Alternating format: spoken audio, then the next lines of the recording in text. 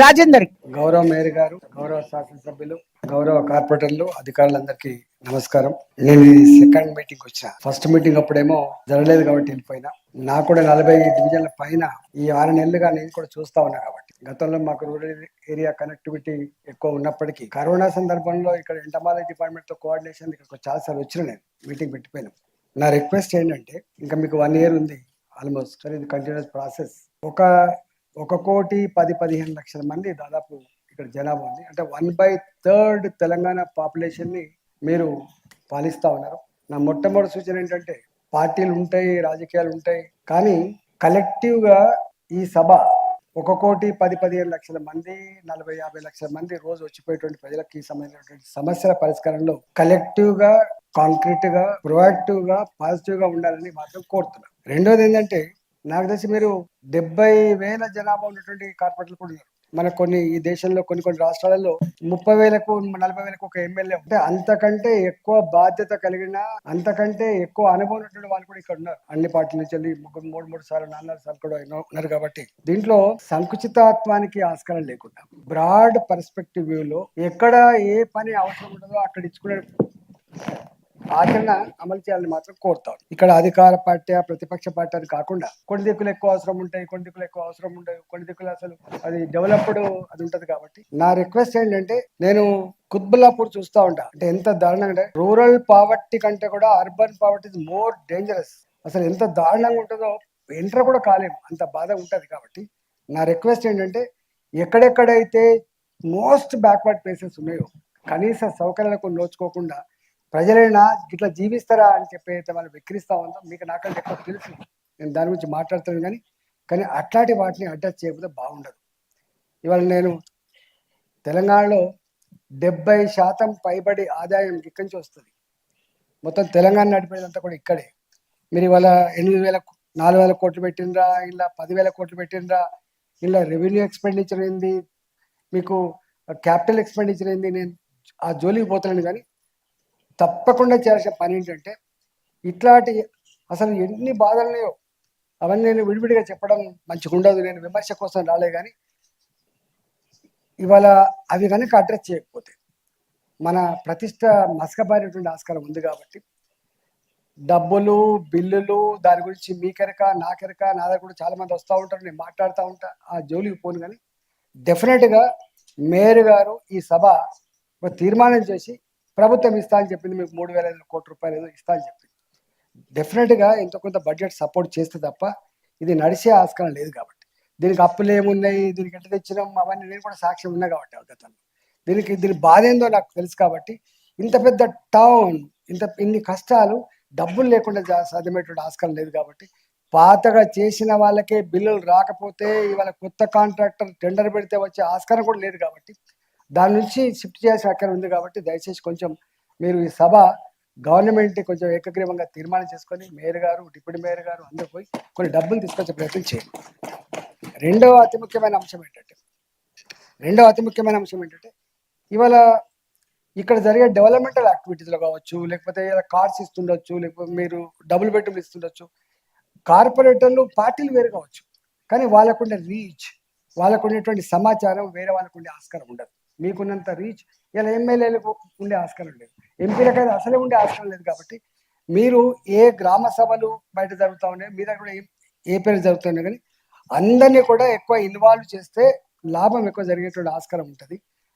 నా దృష్టిలో సాచురేషన్ మోడ్లో ఏ కార్యక్రమం, కార్డ్స్ సాచురేషన్ మోడ్లో ఇవ్వచ్చు, ఇంకేమైనా ఉండొచ్చు, కానీ ఫండ్స్ అలొకేషన్ విషయంలో కావచ్చు, డబుల్ బెడ్రూమ్లు ఇచ్చే విషయంలో కావచ్చు, మీరు సాచురేషన్ మోడ్లో ఇచ్చే ఆస్కారం లేదు. కాబట్టి మీరు ప్రయారిటైజ్ చేసుకున్నప్పుడు పూరెస్ట్ ఆఫ్ ద పూర్ దాన్ని ప్రయారిటైజ్ చేసుకొని ఏ పార్టీ వాళ్ళు ఉన్నప్పటికీ కూడా ఆయా డివిజన్లో వాళ్ళకి ఇచ్చుకుంటే మంచిగా ఉండే ఆస్కారం ఉంటుంది. ఒకటి. రెండో, దీంట్లో కూడా ఏమవుతుంది, ఇవాళ మీరు సెంట్రల్ హైదరాబాద్ ఉంది, ఈ సెంట్రల్ హైదరాబాద్లో పెద్దగా మీకు ఇల్లు కట్టుకునే జాగాలు ఉండవు. ఇక్కడ క్వశ్చన్ లేదు. న్యూలీ ఎక్స్పాండెడ్ హైదరాబాద్ ఎటువైపు అవుతుందో అక్కడ ఆ డివిజన్లో ఎక్కువ డబుల్ బెడ్రూమ్లు ఉండే ఆస్కారం ఉంటుంది. కాబట్టి పోయినసారి కూడా డబుల్ బెడ్రూమ్లో కట్టిన అదంతా అక్కడే ఉంది. కాబట్టి ఈసారి కూడా అట్లాంటి దాన్ని కొంచెం అందరి కార్పొరేటర్ని ఇన్వాల్వ్ చేసి ప్రయారిటైజ్ బేసిస్లో, పూర్ బేసిస్లో ఇవ్వాలని చెప్పి మాత్రం, అంటే not only for double bedroom, దేని కూడా. తర్వాత ఇక్కడ హాస్పిటల్ వ్యవస్థ ఉంది. మీకు తెలుసు, నేను కూడా గతంలో హెల్త్ మినిస్టర్గా పనిచేసిన. ఉస్మానియా హాస్పిటల్ని ఇంచుమించు తిరిగి దాన్ని ఎట్టు చేయాలని దాన్ని కూడా చూసినాం. మీరు ఈ మధ్య కాలంలో షిఫ్టింగ్ కోసం పెట్టినారు, తీర్మానం చేసినారు. మేము డెవలప్మెంట్కి వ్యతిరేకం కాదు, Bharatiya Janata party as a హోల్గా డెవలప్మెంట్కి వ్యతిరేకం కాదు. కానీ మేము కూడా ప్రభుత్వాలను, రాష్ట్రాలను కూడా అనేక దిక్కులు చేస్తూ ఉన్నాం కాబట్టి జరగవలసిందే అభివృద్ధి. కానీ జరిగే క్రమంలో గతంలో మీ పాలక మండలి ఉండగానే గతంలో హెల్త్ ఫెసిలిటీస్ పెంచాలని చెప్పి అలవాళ్ళు ఒక 1000-1200 హాస్పిటల్ కోసం ఆల్రెడీ తయారవుతూ ఉంది. కొత్తపేటలో కూడా ఒకటి తయారవుతూ ఉంది. అంతకుముందు మనకు నేనేం వ్యతిరేకం కాదు, కానీ అక్కడ టెంపుల్ ఉండే, నేను చూసినప్పుడు ఒక 6 acres 7 acres ల్యాండ్ కూడా ఉంది, దాంట్లో ఒక టెంపుల్ ఉంది. అసదుద్దీన్ ఓవైసీ గారితో కూడా మాట్లాడి దాని గ్లోరీ, అంటే ఉస్మానియా జనరల్ హాస్పిటల్కి ఉండేటువంటి గ్లోరీ, దాని గొప్పతనం, దానికి ఉండే ఫెసిలిటీస్ ఏందో మనందరికి తెలుసు. కాబట్టి దానికి అన్ని రకాల ఫెసిలిటీస్ ఉన్నాయి కాబట్టి అది ఒక ఎడ్జ్కి ఉంది, ఒకవైపు మూసీ నది ఉంది. కాబట్టి నా రిక్వెస్ట్ ఏంటంటే ఆ టెంపుల్ షిఫ్టింగ్ కోసం కూడా మాట్లాడి ఉన్నాం. కాబట్టి అక్కడ 6 ఎకరాలు ఉన్నది. వర్టికల్ కనుక మనం 12 ఫ్లోర్లో 10 ఇప్పుడు అన్ని కట్టేటి అన్ని కూడా మనం వర్టికల్నే కడుతున్నాం, హారిజాంటల్ కాకుండా వర్టికల్ కడతా ఉన్నాం. కాబట్టి అక్కడే ఇంకొక 12 floors 13 floors పోతే గొప్ప హాస్పిటల్ వచ్చే ఆస్కారం ఉంది. నా భారతీయ జనతా పార్టీ పక్షాన్ని మేము సలహా. తర్వాత గోశామాల్ ఎవరిని అరెస్ట్, ఇంకా 1 year ఎలక్షన్ జోన్లకు ఎంటర్ అయింది. కాబట్టి కొంత ఈ వాతావరణం తొందరనే మార్చుకొని మళ్ళీ కొంచెం డమ్ జోన్లకు ఎంటర్ అయింది. కాబట్టి కొంత ఈ వాతావరణం తొందరనే మార్చుకొని మళ్ళీ కొంచెం డబ్బులు ఉన్నాయి, డబ్బులు వస్తాయి అనేటువంటి దాన్ని కల్పించి యుద్ధ ప్రాతిపదికన మీరు అన్ని చర్చించరు. అసలు కోఆర్డినేషన్ లేదు, చర్చించరు. అసలు కోఆర్డినేషన్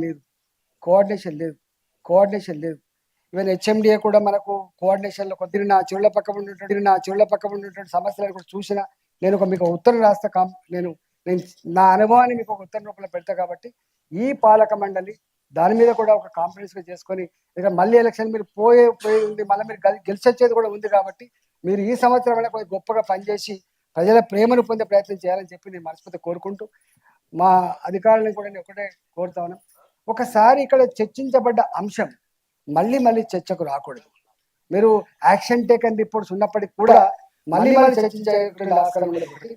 రెండోది ఎంపీ గారు చెప్తున్నారా, ఎమ్మెల్యే గారు చెప్తున్నారా, కార్పొరేట్ చెప్తున్నారా, అధికార పార్టీ ప్రతిపక్ష పార్టీ కంటే కూడా ఇప్పుడు ఇదే యూస్ఫుల్ థింగ్, దాన్ని వెంటనే అటెండ్ చేసుకొని పరిష్కరించుకునే ప్రయత్నం తప్పుడు చేయాలి. అట్లాంటి వాటికి అంటే జనంలో అసహ్యం వేస్తారు. అంటే మన పాలక మండలి మీద సంపూర్ణమైన విశ్వాసం ప్రజలకు లేకపోతే వాళ్ళకి మన మీద నిరుటి వచ్చే ఆస్కారం ఉంటుంది. కాబట్టి ఇన్స్టిట్యూషన్స్ యొక్క గౌరవం, ఈ పాలక మండలి యొక్క గౌరవం, కార్పొరేట్ గౌరవం కూడా ఉండాలంటే ఎక్కడైనా ఫోన్ చేసినప్పుడు అది చాలా యుద్ధ ప్రాతిపదికన చేసే పని అయితే పైసలు ఉన్నాయా లేవా కాదు ఇంపార్టెంట్ కాదు. మనకు మీకు తెలుసు, ఇలా 100 రూపాయలు అంటే 150 రూపాయలకు శాంక్షన్ తీసుకుంటారు, 200 రూపాయలకు శాంక్షన్, ఇవాళ ఇచ్చుకున్నటువంటి శాంక్షన్ వచ్చే సంవత్సరంలో ఎక్స్పెండిచర్ అవుతుంది. కాబట్టి మీరు బడ్జెట్ లేదని చెప్పి మీరు చెప్పడం వల్ల ఇబ్బంది అవుతుంది. ఇలా water works department current bill లేవని చెప్పినప్పుడు మన పరువు పోతుంది. ప్రభుత్వాలు ఎప్పుడు కూడా ప్రజలు సఫర్ అవుతున్నప్పుడు, యుద్ధ ప్రాతిపదికన పని చేస్తున్నప్పుడు ఎక్కడో తెచ్చుకొని మీట్ కావాలి తప్ప పైసలు జరగదు. కాబట్టి అట్లాంటి ఎక్కడన్నా వచ్చినప్పుడు యుద్ధ ప్రాతిపదికన చేసేటువంటి శాంక్షన్ ఇచ్చే ప్రయత్నం చేయాలి, ఫినిష్ చేసే ప్రయత్నం చేయాలి మాత్రం నేను కోరుతాను. నేను మనం పోయిన ఎగ్జాంపుల్ చెప్తున్నా, ఒకటి 20 ఏళ్ళుగా 20 years ఒక సమస్య ఉంది, పరిష్కారం కాలే.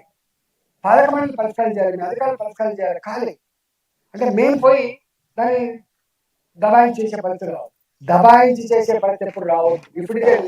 ఇప్పుడే యూస్ఫుల్ కళ్ళ ముందు కనబడుతున్నప్పుడు దానికి వెంటనే చేసే ఆస్కారం ఉండాలి, అధికారులు చేసే ఆస్కారం ఉండాలి తప్ప మళ్ళీ ప్రజాప్రతినిధి చెప్పే ఆస్కారం ఉండకుండా కొంచెం సెన్సిటివిటీతో మనకు బాధ్యత వ్యవహరించాలని చెప్పి నేను కోరుతూ నమస్కారం.